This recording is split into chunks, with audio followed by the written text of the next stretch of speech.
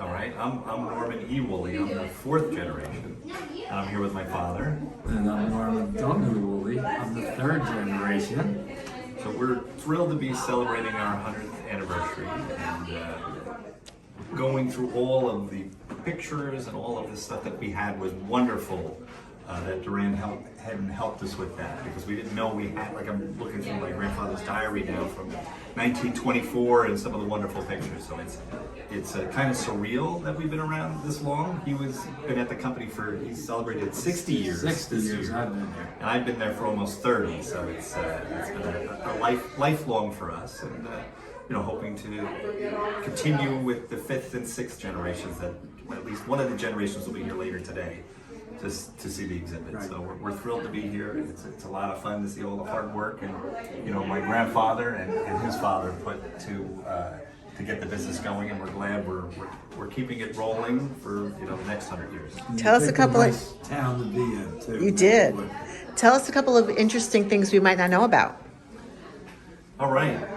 Some of the things I found were, for a 17-year-old to start the company back then and still be going to Columbia at the same time. So, looking through some of the diaries here now, just seeing that he's, just registered for a hygiene class in February of 1924 and then had to go to the yard to work on the horses in the afternoon.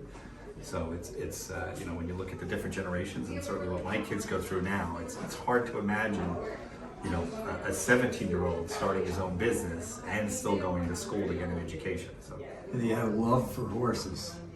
So he kept records of all the horses. If they're up in the mountains here, they got a couple of days off.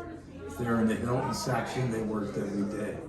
Right? And just looking at some of the payroll, seeing that there was 7-day work weeks for 9 hours a day. So certainly different now when we're looking at I guess there's 4-day work weeks now, right, that we're looking at. So, now, let's see this little teeny diary. Like, who writes that small? It's hard to believe how small it is.